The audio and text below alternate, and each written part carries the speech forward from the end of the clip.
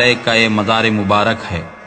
حضرت سید شاہ عبداللطیف لوبالی رحمۃ اللہ تعالی علیہ نے صرف ایک مرد کامل کو خلافت عطا فرمائی، جن کا اسم گرامی حضرت شیخ علی صوفی رحمۃ اللہ تعالی علیہ ہے۔ انہی کے توسط سے آپ کے سلسلے کا فیض جاری ہوا۔ یہاں حضرت شیخ علی صوفی رحمۃ اللہ تعالی علیہ کا مزار مبارک ہے، جو محلہ نئی پیٹ شہر کرنول میں واقع ہے۔ سرکار لوبالی رحمۃ اللہ تعالی علیہ کے بڑے صاحبزادے اور تیسرے صاحبزادے نے شیخ علی صوفی رحمۃ اللہ تعالی علیہ کے ہاتھوں اپنے اجداد کا خرقہ پہنا اور اجازت پائی۔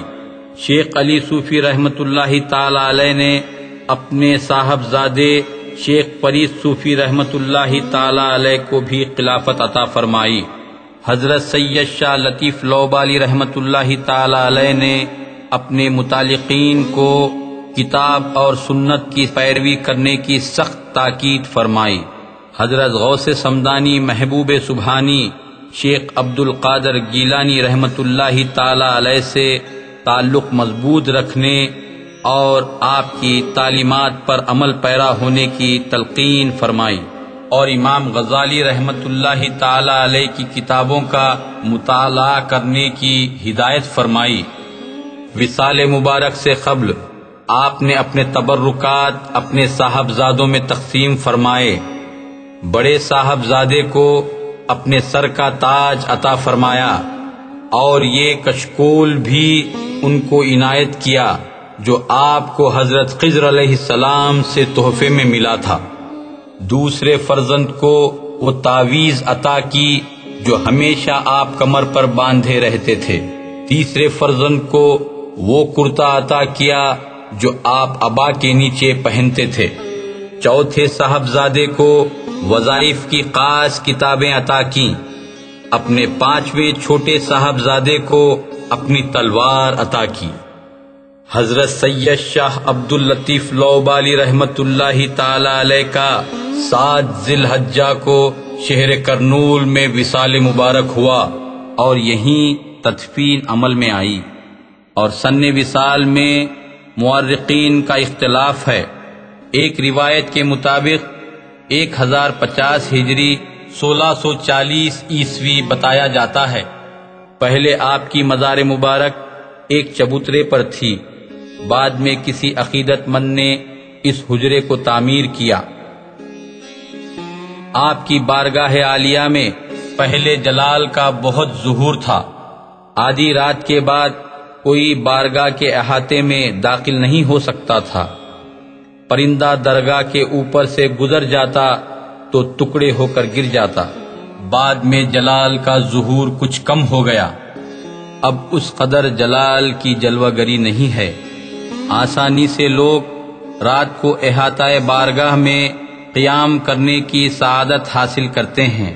آپ کے حجرے مبارک کی دیوار اور مزار مبارک میں کچھ زیادہ فاصلہ نہیں ہے۔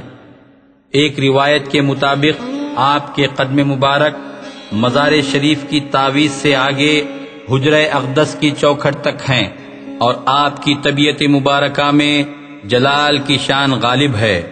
انہی وجوہات کی بنا پر زمانہ قدیم سے یہ طریقہ ہے کہ زائرین حجرہ مبارکہ کے باہر سے ہی فاتحہ پڑھتے ہیں، سوائے آپ کی آل و اولاد کے کسی کو اندر داخل ہونے کی اجازت نہیں۔ حجرہ مبارک کا دروازہ کھولنے اور بند کرنے کے اوقات کا سختی سے لحاظ رکھا جاتا ہے۔ روزانہ صبح و شام حجرہ مبارک کا دروازہ کھولا جاتا ہے۔ صبح بعد نماز فجر سے 9:30 بجے تک دروازہ کھلا رہتا ہے۔ نماز عصر سے رات 10 بجے تک دروازہ کھلا رہتا ہے۔ صبح 9 ساڑھے 9 سے لے کر نماز عصر تک حجرے شریف کا دروازہ نہیں کھولا جاتا، یہاں تک کہ اس کے ایام میں بھی اس درمیانی وقت میں دروازہ کھولا نہیں جاتا۔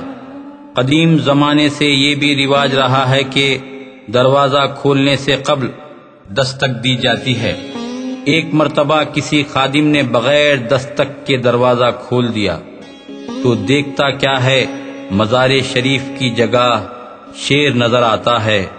اللہ والوں کے معاملے نرالے ہوتے ہیں، عقل کے سودائی ان باتوں کو نہیں سمجھ سکتے۔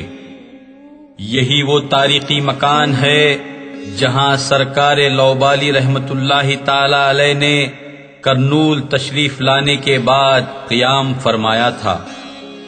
حضرت شیخ علی صوفی رحمت اللہ تعالی علیہ نے تحفے میں آپ کو یہ مکان پیش کیا تھا۔ اب اس مکان میں آپ کے سجادہ نشین قیام فرما ہیں۔ اولیاء قمر نگر کی اس جلد اول کو آپ کے سامنے پیش کر رہے ہیں۔ B B dry fruit honey mix, Hyderabad. National sweets milk bar and bakery, park road, Kurnool. Liaqat زرعی arts, park road, Kurnool. G K sweets, Phool Bazaar, Kurnool. Latif hardware, Maddur Nagar, Kurnool. Saudagar auto comfort, two wheeler, electrical and spare parts, Imli Bagh street, بلاری، Karnataka.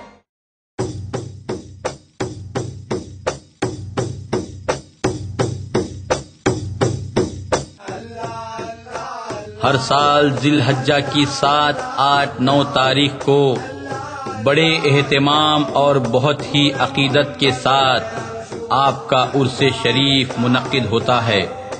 7 ذی الحجہ کو بعد نماز فجر غسل شریف کی رسم انجام پاتی ہے۔ بعد نماز عصر حلقہ ذکر ہوتا ہے۔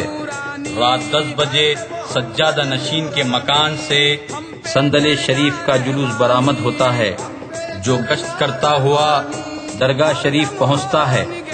حضرت سجادہ نشین کے ہاتھ سے صندل شریف کی پیشکشی کے بعد سلام، فاتحہ اور دعا ہوتی ہے۔ پھر جلسہ سیرت اولیاء کا انعقاد عمل میں آتا ہے۔ دوسرے دن کشتی کی نیاز ہوتی ہے۔ رات 10 بجے ترہی منقبتی مشاعرہ منعقد ہوتا ہے۔ تیسرے دن بعد نماز فجر تلاوت قرآن، سلام و فاتحہ، دعا پر عرس شریف کا اختتام ہوتا ہے۔ مختلف مقامات سے زائرین کی آمد کا سلسلہ سال بھر جاری رہتا ہے۔ عرس کے زمانے میں بڑا مجمع ہوتا ہے۔ ہندوستان بھر سے ہر مذہب اور ملت کے لوگ آ کر فیض یاب ہوتے ہیں۔ ہر سال 11 ذی القعدہ کو حضرت سید شاہ عبداللہ ابدال قادری شہید رحمت اللہ تعالی علیہ کا صندل شریف ہوتا ہے۔ 21 ذی الحجہ کو حضرت سید شاہ دستگیر بادشاہ قادری رحمت اللہ تعالی علیہ کا صندل شریف ہوتا ہے۔ 8، 9 اور 10 ربیع الاول کو حضرت سید شاہ حسینی پیر ثانی رحمت اللہ تعالی علیہ کا عرس شریف ہوتا ہے۔ 27 شعبان کو حضرت وجہ اللہ شاہ قادری کا صندل شریف ہوتا ہے۔ 4 اور 5 رجب کو حضرت سید شاہ لطیف بادشاہ قادری کا عرس شریف ہوتا ہے۔